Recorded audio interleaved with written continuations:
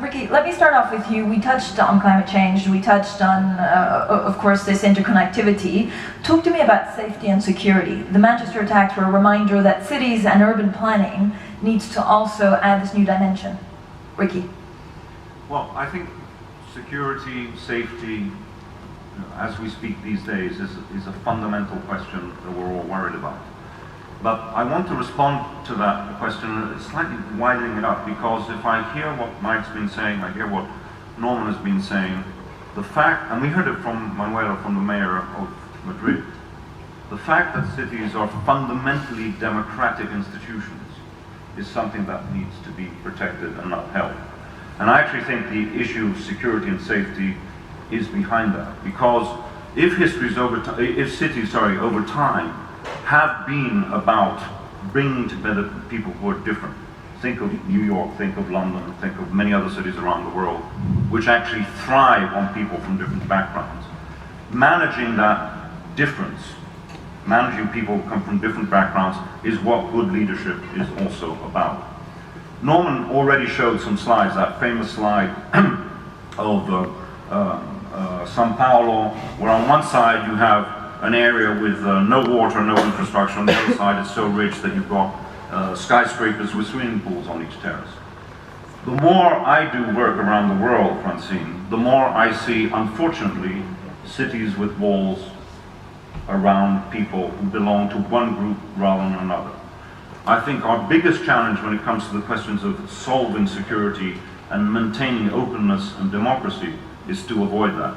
You don't solve problems of integration, and obviously this is a bigger point and not just about cities, by building walls, but by having open systems which actually allow people to connect and dialogue, and the design, as Norman has said, is fundamental to that equation. Let me add something. When, after 9/11, Norman built the first new skyscrapers, the Hearst building. That was right after 9/11, and I'll never forget Ken Chenault, who runs American Express, coming to see me. I had been elected but not taken office, and he said American Express was located downtown, really just across the street from the World Trade Center disaster, and he said, we are going to stay in this city, we're going to stay right where we are, we're going to keep growing here. And I said, can I go out and say it? And I made a big deal of it, but here's a company that has faith in America, faith in New York, willing to say to people, yes, there are risks, but we can overcome those. And of course, the New York Times wrote a story about the cost of using an American Express card versus MasterCard, but only the Times could do that one. Norman Foster, do you believe, and then I'll get to mine in a second, do you believe that actually urban planning and architecture is maybe becoming more politicized? I think that the best examples of cities have had powerful injections of planning to create a structure which gives the potential for informal, unplanned developments. I mean, Paris at the turn of the century was one of the worst vice-ridden cities, and Napoleon commissioned Haussmann, and Paris as we know it was a planning initiative. And I find it fascinating that some of the cities in the West seem to have forgotten the power of planning, and that's been exported as something from the past into emerging economies. So I think Mike's point about the need for strong leadership and a degree of planning, but also a planning that allows a kind of energy of the private sector to develop within it. And somewhat too. We had the luck of having rivers that kept Manhattan from expanding geographically, and so you had to go up. And that's why efficiency, it's so efficient because everybody walks and takes mass transit. The roads may be plugged with cars, but there aren't very many of them if you really count compared to the number of people. So we were lucky with that. Maya, you started designing at a very young age. How have you decided to balance your arts, but also your architectural careers? I'll get to that in a second. I want to get back to cities for a second, because I do think that one of the things is there's a huge divide, as Norman said, between when cities were built around people and the pedestrian, and the cities of the 20th century that really are the ones that have been created and formed by the car. So if we get back to what the humanism of a true city is, that's what we're beginning to really tackle within density issues. So as we deal with urban infill, with maximizing density, it's almost like we have to take and learn from the lessons of the past as our transportation revolution goes through a massive revolution as we get back to kind of one-on-one contact, which I think gets to be a very interesting discussion point with how we connect one person to another in a way. And I think fundamentally that fascination with, it's almost like going back to almost a 60s, 70s approach to how we were trained as architects. There was this great book by Rasmussen about how a building feels. And we don't really talk about it. We went into deep theory at some point, but if we almost go back to the psychology of spaces and how a lot of what a city offers us is community building and that one-on-one contact, which in a way, with the new transportation revolution, is even going to take the 20th century cities and begin to get us back to almost that very personal, intimate level which a city can give us. But Ricky, not every city is created equal, right? So there are different demands, there are different needs for every city. Is there a template that you would say actually fits most big metropolises around the world? That one? A template, like a blueprint, that you feel all big cities could follow and it would work for them? Well, first of all, I don't think the discussion about cities is one size fits all. I think Norman made that clear. You can't apply the same solutions to new cities in China as you can to retrofitting the European city, New York, or wherever it is.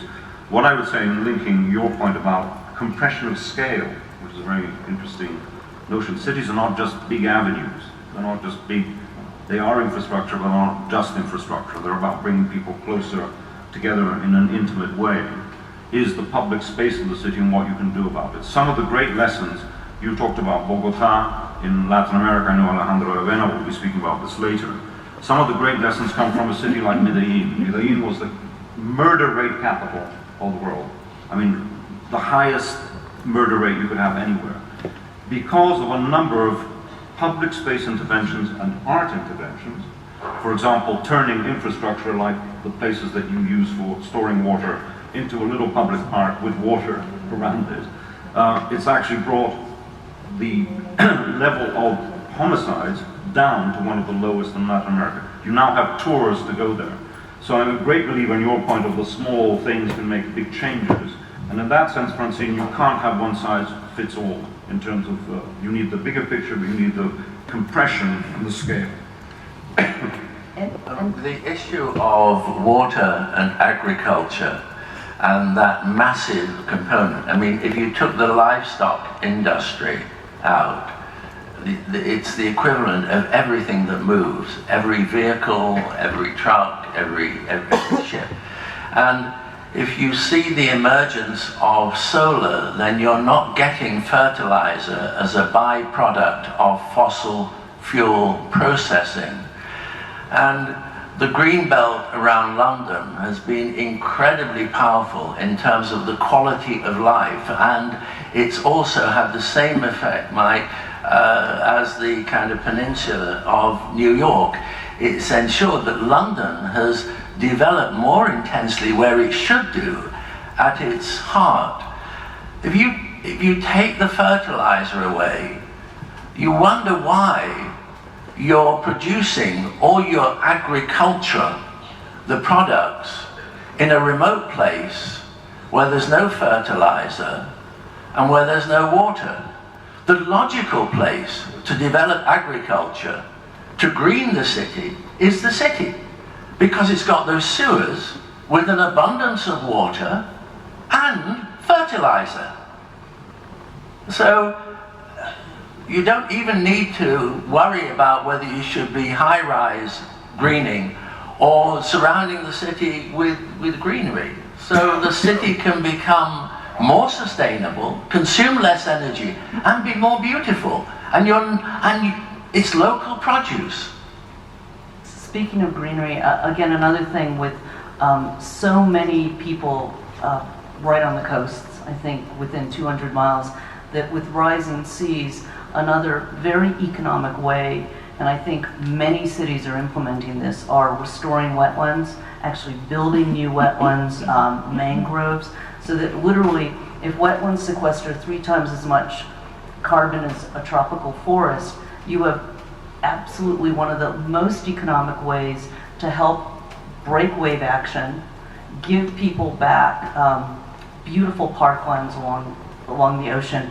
And the third thing, which again, I love when things are beginning to really integrate and we begin to think of climate change as a more holistic problem that we have to solve holistically, we can save 3 birds with 1 tree, we can increase biodiversity.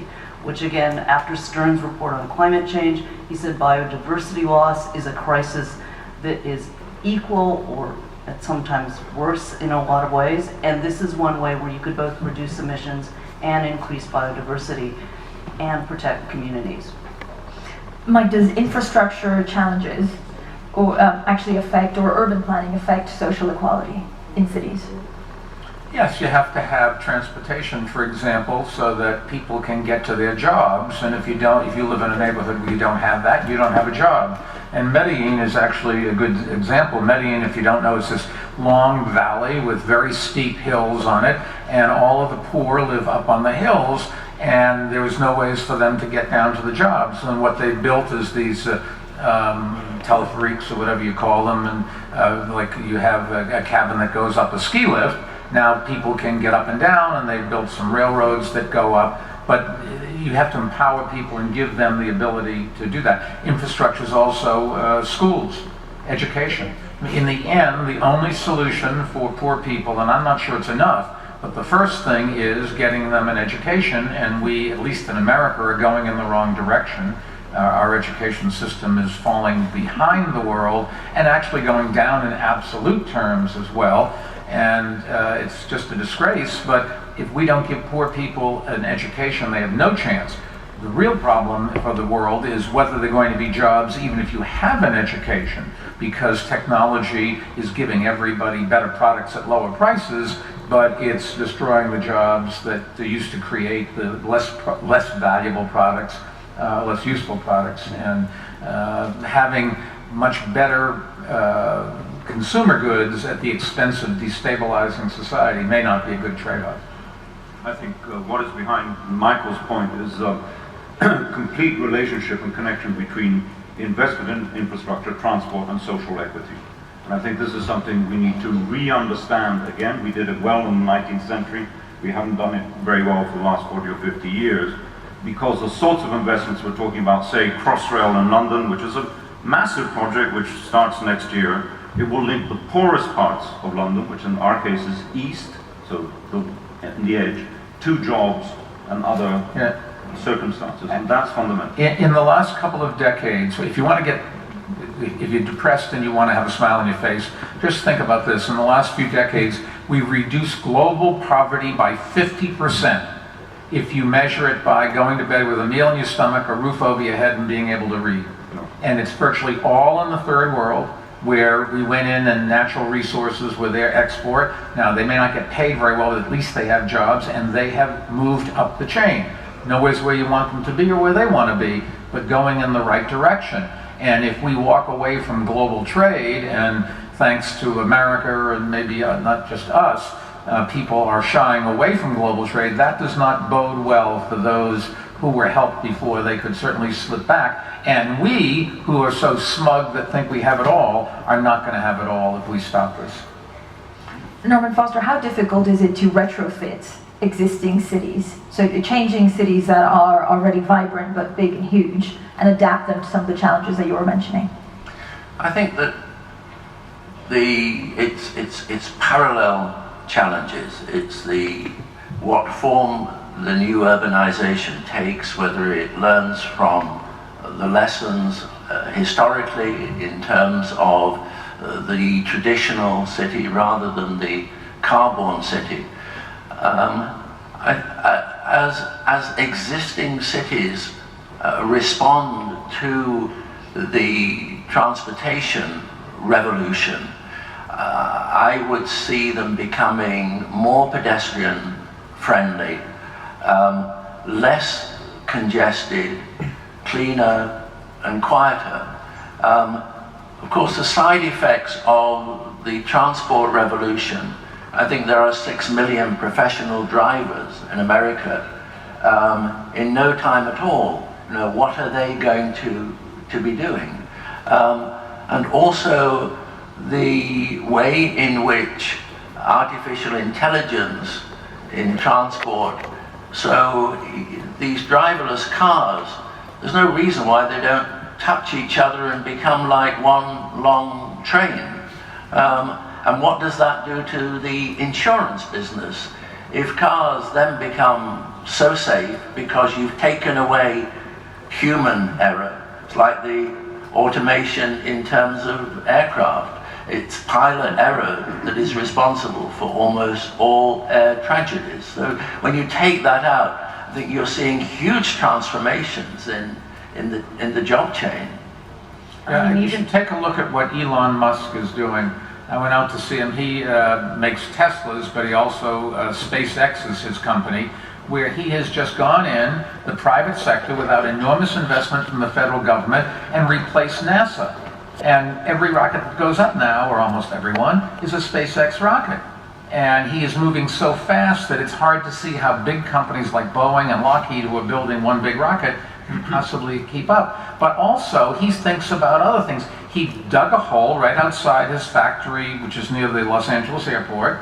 He went out and bought a used tunnel borer from some city, dropped it down in there, and he put some of his engineers on there, ripping it apart and seeing how they can make it better. And he wants to build a tunnel from Los Angeles to San Francisco, where you can get a pneumatic tube and be there in 30 minutes. Now, it sounds like a stupid idea, except as you pointed out, who would have thought we have an iPhone in our hand right now? It may not be that stupid, but it's that kind of innovation that is taking place by a handful of very smart people and really disrupting so many of the traditional things that we've done.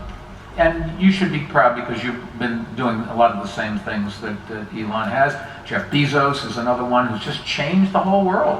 Now, the way people are shopping today, and it's not just Amazon, Alibaba and other companies that copy the same thing, but giving people a better ways to do what they traditionally have always done, and most of us never thought that there was a different ways of doing it, and all of a sudden somebody comes along and says, you don't have to go into the store.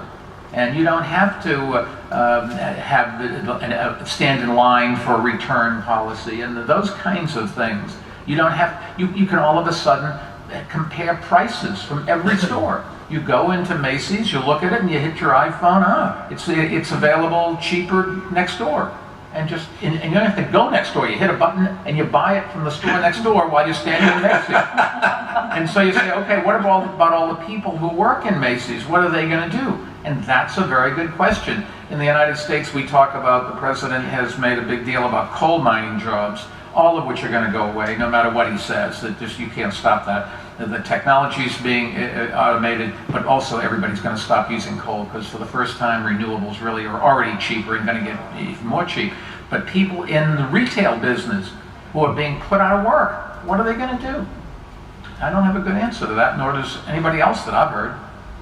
Maya? Well, I think one of the things, and again, as we move forward and things are shuffling, as far as job creation, it has been proven that whether it's renewables or actually no-till reformed agriculture, there are incredible growth and income growth in those sectors, as well as, I just run statistics as part of what is missing. For every $1 million spent, you get about 5 to 6 jobs in oil and gas. You get about 7 to 8 in coal, but those aren't going to last. You get 30 to 40 in a national park. So I'm going to think a little outside the box. I keep thinking Bhutan's annual per capita carbon footprint is minus 14 tons, partly because of hydro, but mostly because of carbon offsets through forests. West Virginia would make an incredible Smoky Mountain connected park, and it would bring a lot of jobs back. And there have been extensive studies done about how these open space areas are incredible engines for economic growth. Art and culture the same way. For very little investment, you get an incredible return on that investment. So I think as long as we're thinking and talking about, I mean, I've walked through the streets of Manhattan, every fourth or fifth retail shop is closing and no one's talking about it. And I'm going, we have to both embrace and understand and try to really bring people along with these revolutions in all these different sectors. And I think climate change offers us that time where we can create incredible job opportunities in renewables and in buildings and in resiliency. Norman Foster, Maya was talking about revolution, Mike was talking about visionaries. How difficult is it to be a visionary and an architect? Some of the foundations that you used for the Apple campus and from Bloomberg headquarters, you had the basis, 40, 50 years ago, but it's taken such a long time to actually have a project that allows it. I got a letter from a student, and the student said, I'd read that you said as an architect you have no power. And you're right, I'm really becoming kind of cynical. And I wrote back and I said, when I said that I had no power, it meant that I couldn't say I wanted to create this building or build that road. You're not Mike Bloomberg. But I said, you know, take heart, don't misunderstand me. You have tremendous power. You have the power of advocacy.